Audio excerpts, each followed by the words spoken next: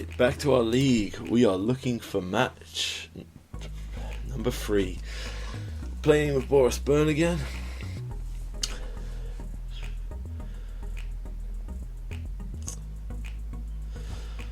As you can see, we are 1-1. We I do love looking at match times for Burn. Like this, we win in 2 minutes or 6 minutes, and then we lose in like 5. Oh man, Burn is always a fun match to look into. Alright, appears there are not many people in the league going 1-on-1.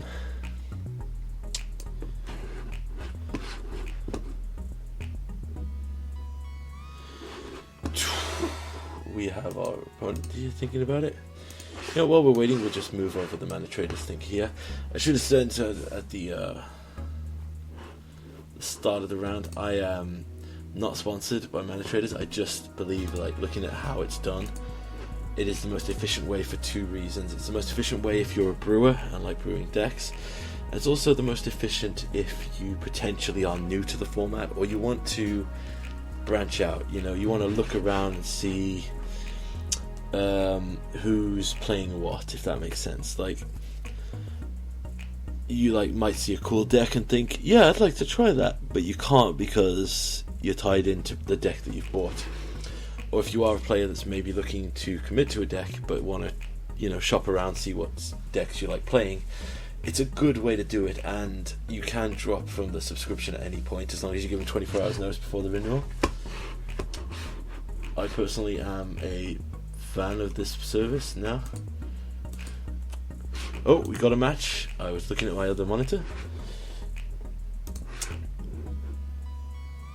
Oh, please join opponent. I would really like to. Yes, here we go. Right, Silver Seraph, what are you rocking? Oh, that's a more traditional burn hand with no lands. Yeah, we're gonna keep this. Controversial decision here, but I'm going to get rid of. I'm gonna get rid of the land, the basic. I'm gonna live dangerously because what's gonna happen? We're going first.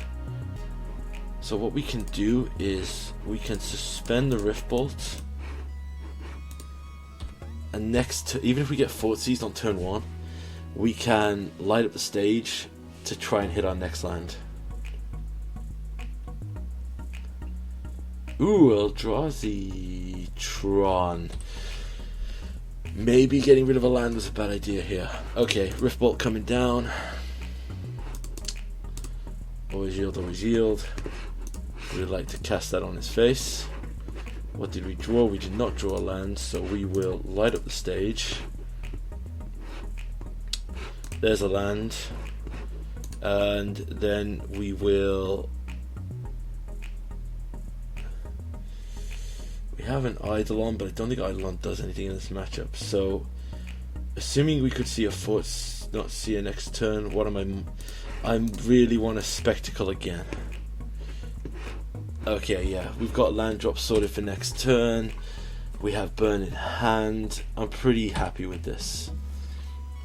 Yeah, as I expected. They always find Fort Notsia.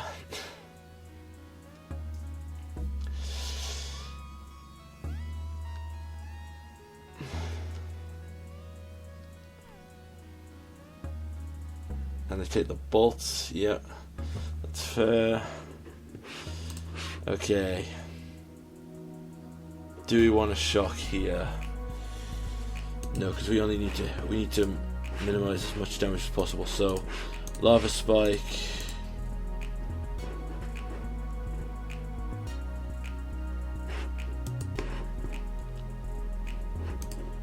Skewer.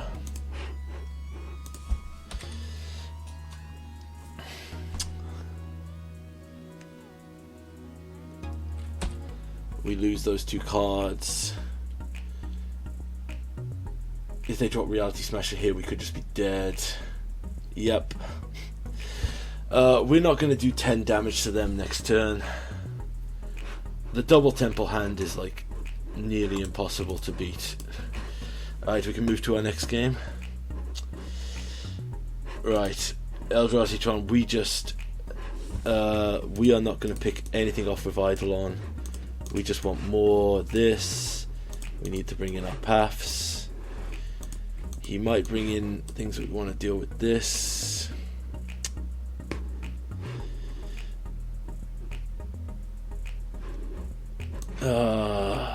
You know, we'll get rid of we'll keep the paths, and we'll go down. The Searing Blaze does 3 damage and things. It's not great. We'll go down one of the skull cracks.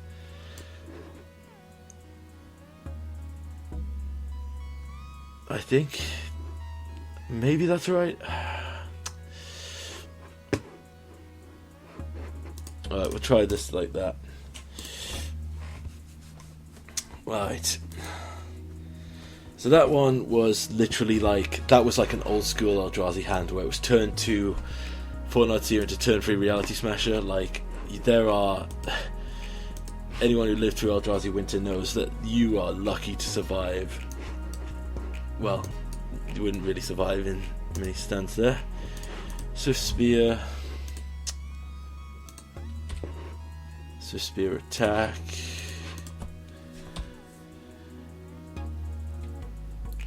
They kept 7, so they probably either have like a really solid Tron start or a Temple start again. And if there's a double Temple start with an opening 7, I'm going to be, yep, there's one Temple. There's a Dismember. I'm okay with them dismembering for like that much. We'll play the second one.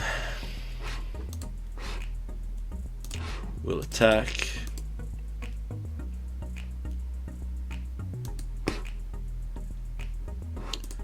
We will then grab a Foundry, playing 2, and we will Spectacle.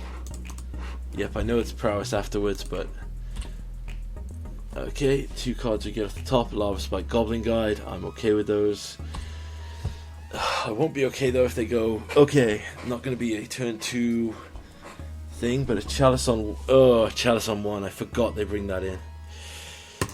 Alright, so we are gonna have to smash spells into our own thing here just to trigger prowess.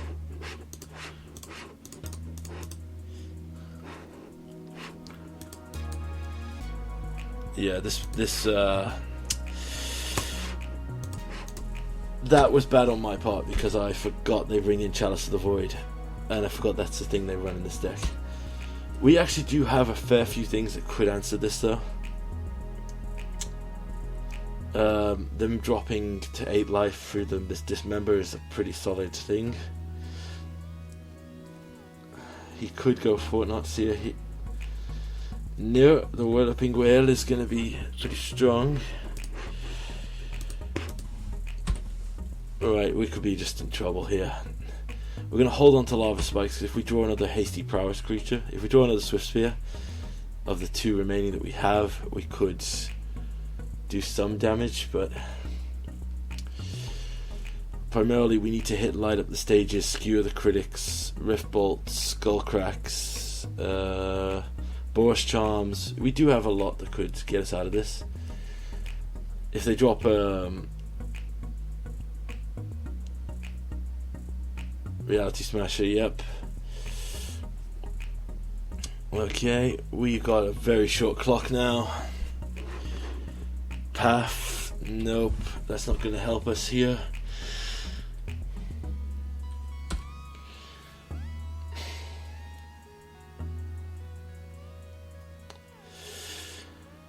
So yeah, us losing this match was purely down to my terrible decision sideboarding because I completely forgot about Chalice of the Void being a card, which is hilarious considering I used to play Boros Prison at my local game store.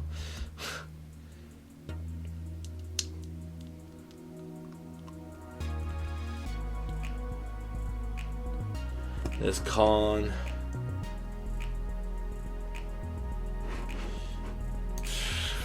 hope Khan gets another chalice. So if Khan grabs a chalice and that means they ran free, I'm going to be frustrated with how much they ran here. Or does he just grab a Ballista, because Ballista and Reality Smasher are lethal next turn, and I literally can't kill him from there. Sky Sovereign, yeah, that'll be 3 damage, yep. Yeah, that was a bad play on my part. So that's not a reflection of the deck, that's literally just me being stupid. Yes, we really should remember Chalice of the Void is a card.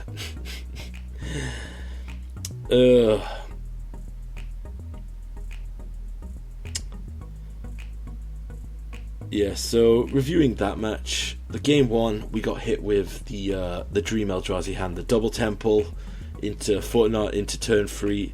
Basically, turn 3 swinging at you in 9 damage is like a Tron hand where you just don't have a chance. And the second game was purely just the fact that I sideboarded like an idiot. I was like, they don't run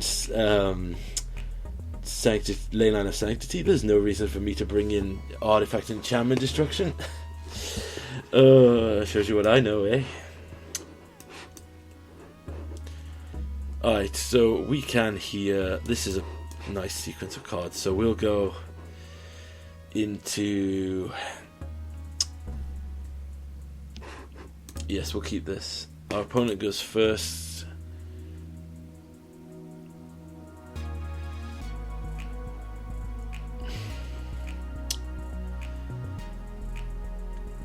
Alright.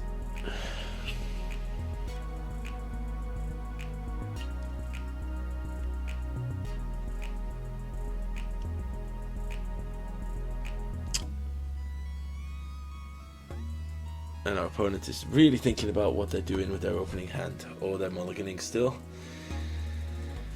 Yeah, I think if you wanted to play... Oh, we get Tron. Ooh, this could be tough. Alright, so this Eidolon is a dead card. So I'm going to assume then that they hit like a turn 3. We need to... Right, crack this. Get a basic. Life totals aren't going to really matter here. But what we want this for is we want to turn 1 Goblin Guide.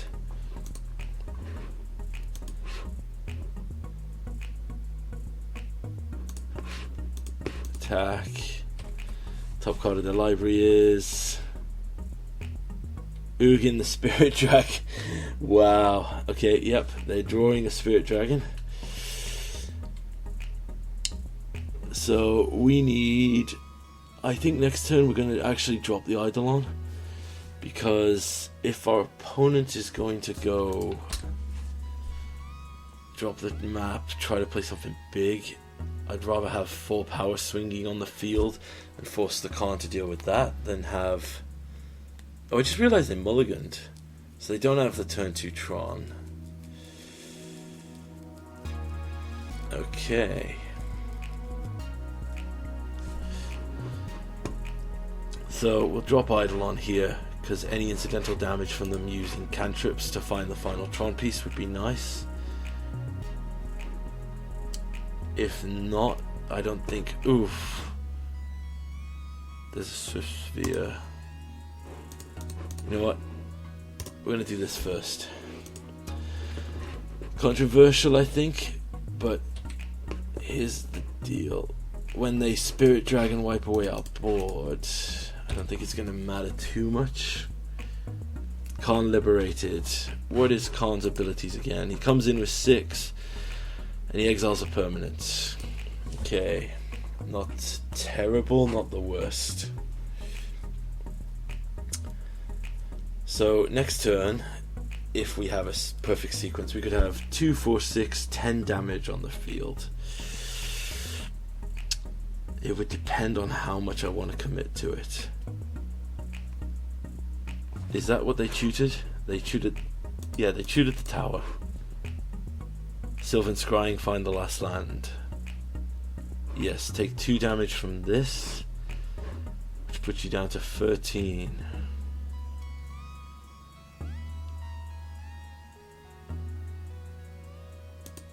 Okay, we'll almost 6 through this now. 40 down to 14.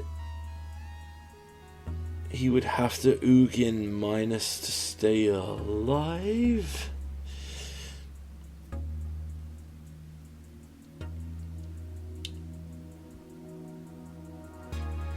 There's the power plant coming down. He won't play another spell here, surely. Surely.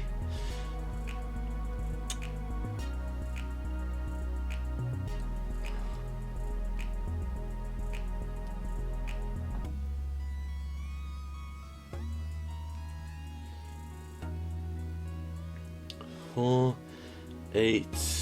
Yeah, okay.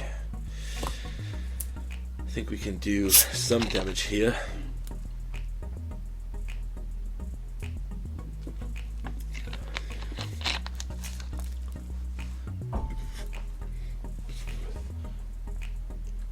Opponent really is thinking about it.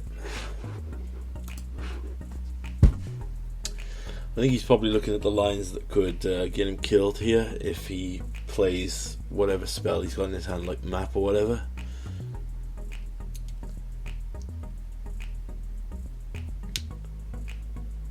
Let me do some maths of my own here. So if we go drop the spear in this, that's 3 and 6, that'd be 9 damage, put him down to 5. Yeah, actually you could Boros Charm, put him down to 4. So either way we will always be 1 mana short here. So he would have to then -2 his Ugin.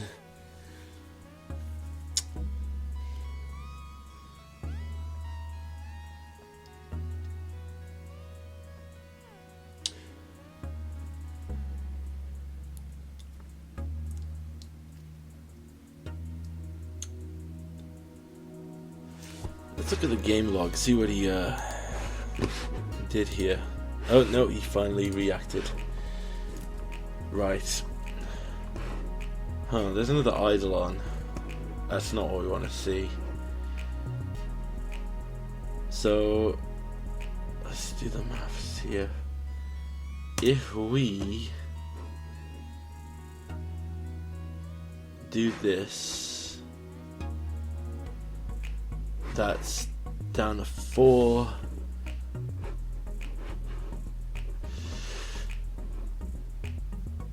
Actually, how much damage is 4? 5, 6. So he's 6 damage. So if I helix him here, I'm guessing then he has to Ugin. If I helix and let him Ugin, then I can Swift Sphere Boros Charm at 6 damage.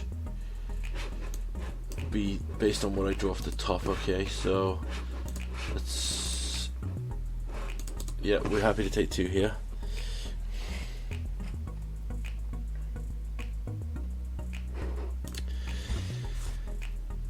So we need to draw a 1 mana burn spell. We do have a lot in the deck, effectively, because we can also Boros Charm. Our opponent is really thinking about how to respond to not taking this damage. Yeah.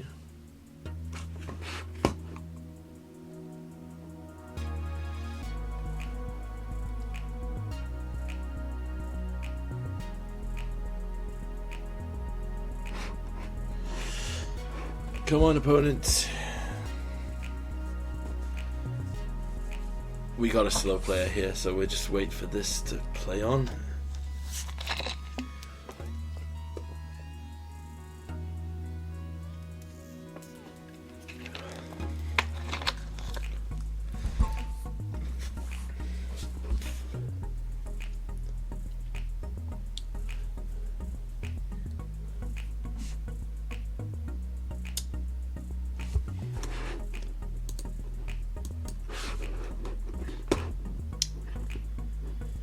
Yeah, so we casted at 15. Our opponent just apparently seems to be thinking.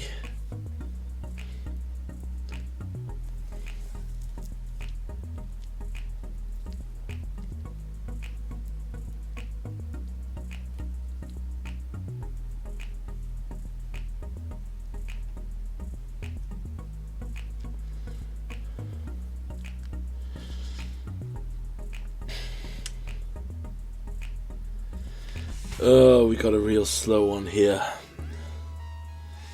I'm assuming that he's either double queuing, or he's just not paying attention, or he's just salty that for whatever reason he didn't get the turn 3 Tron even though he got a turn 4.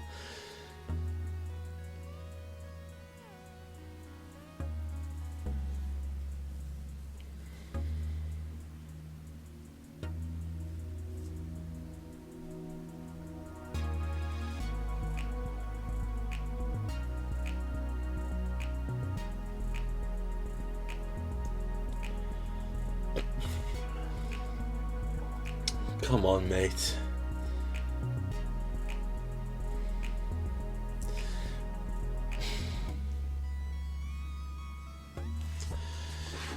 Is there an activity time? It's been a while since I've played in a league where someone did this, so I'm just interested in this. If there's actually an inactivity timer. It says he hasn't lost connection to the game, so I'm assuming he's doing okay.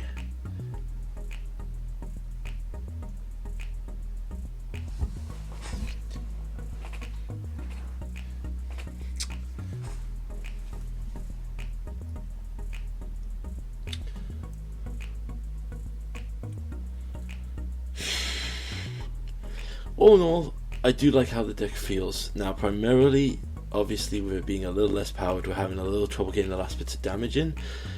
But I also think that's primarily because the prominence of blitz decks has made everyone in the league run a lot more creature removal for the early game. So, in a normal burn game, our goblin guys might get like 2 hits in, 3 hits in, whereas now, like, people are holding up bolts and other interaction to slow us down.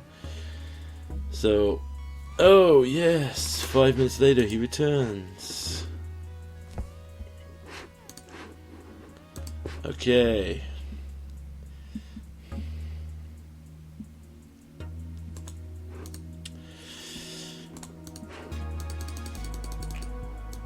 Alright, let's see what we reveal.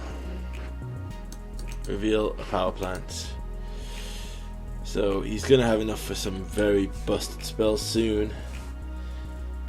So this is going to be 7. We need anything off the top that... Any 1 mana spell or spectacle ability off the top here could win us this game. Now I'm assuming that we get hit with a Ugin. With a big minus. Well, a 2 minus.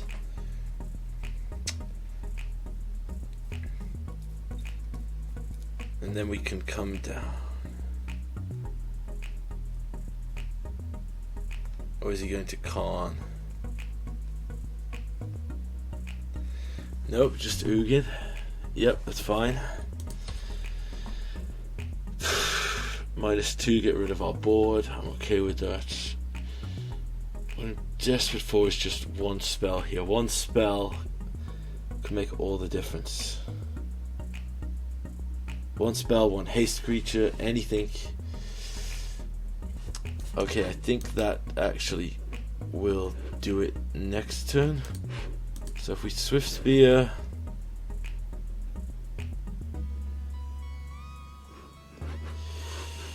okay, we are 1 match in and our opponent has used like 55. Will Boros Charm do 4 damage to you?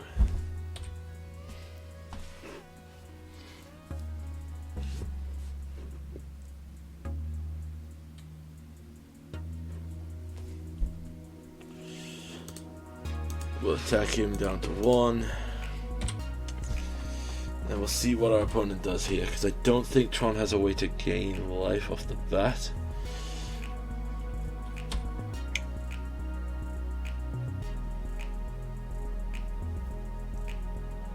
I'm going to assume that Ugin just pluses to kill this and he drops a Khan or something. Here's the deal, even if he drops an Ulamog and exiles 2 of my permanents, I'm still in a good position.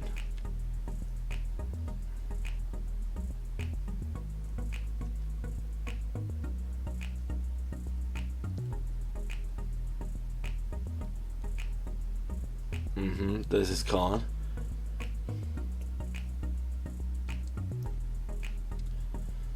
Yeah, there's the plus stick on Ugin.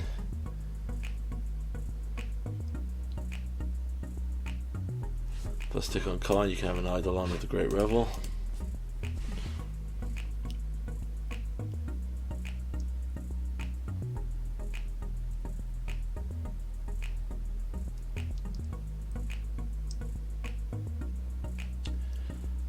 A Walking Ballista on 0.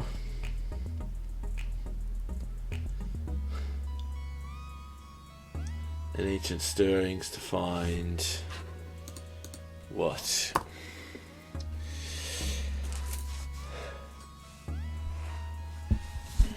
Chromatic Star.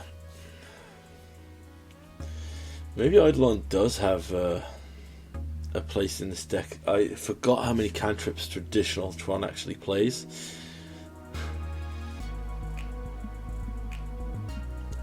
Yes, crack Chromatic Star. We're just going to pass because gets a green, draws a card, probably does another Ancient Stirrings. Yep, okay. You can pass.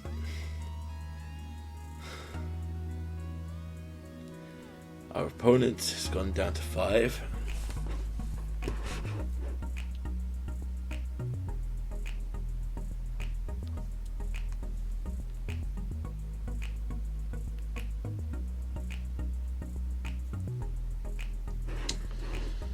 Well, there's a land, and we can just Boros charm them for 4.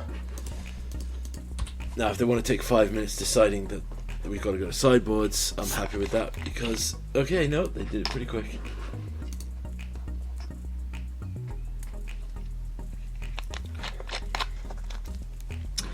Alright, they are going to bring in, what's his face? The wormy boy? So we're going to want... Actually, let's bring in Wear Tears for the second game. Also bring in the Paths and the Skullcracks.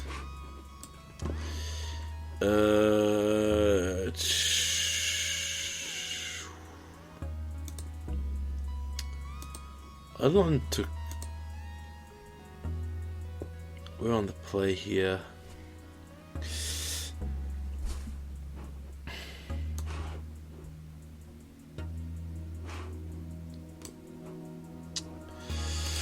You know, we'll take out the Paths because if he drops anything, like all his stuff is artifact based. We'll go down 1 Wear and Tear to 3. We can go down. Let's go down an Eidolon, and we'll go down the 1 Skullcrack. It's just, I'm trying to think if he has ley lines because. If it's an older version of the deck, I know Green Tron for a while did run ley lines in the sideboard.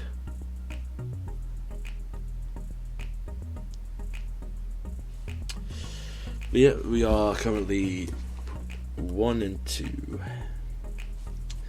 However, I will note that, as I said before, you've seen in the previous version, one of those matches was purely lost on my inability to sideboard with this deck. And completely forgetting that Chalice of the Void was a card, and that's also the reason why I've bought in these cards right now. Our opponent apparently wants to play no magic, but make him feel like he's playing magic by taking forever in a game. I'm totally fine with that though if he's going to continue slow playing, because he's already used up like 15 minutes of his time, and incidentally my time, playing this.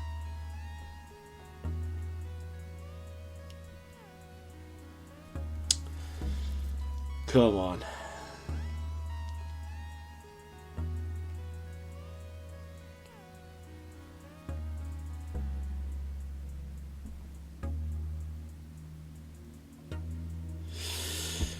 Yes, there'll be a lot of dead talking in this episode.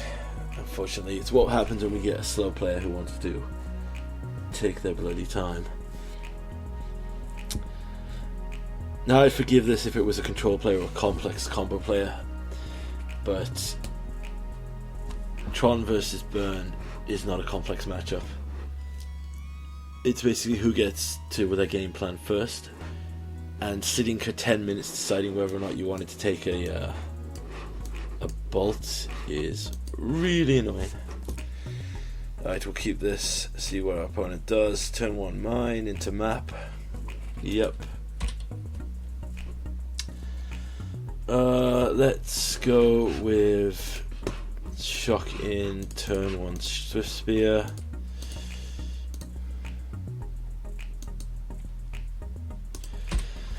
Now we're going to wait 2 minutes for him to read that Swift Spear has haste and prowess. Hit him for 1.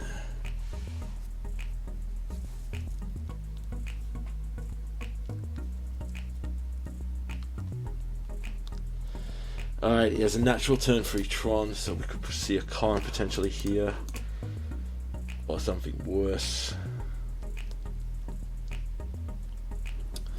Alright, let's get the damage in while we can here.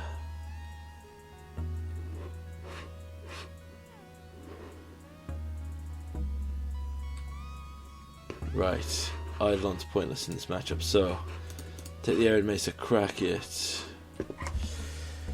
Get a basic mountain. Play a Goblin Guide. Then we are going to Lava Spike you directly. Trigger Prowess.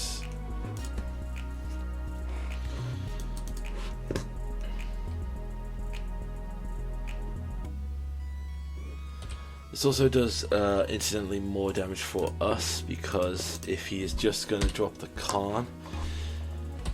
Okay, bought in Frag Tusk. That's another one I should have been wary of. I probably should have suspended Rift Bolt previously.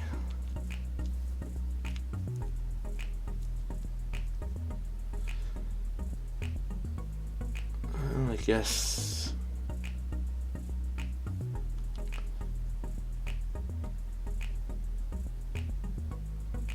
Alright, he's gonna get his frag test down. Yep. We're gonna grind this out here though, because, and I know it's a scummy tactic, but honestly, because he just took so dang long taking his turns here, we might just be able to win out on time.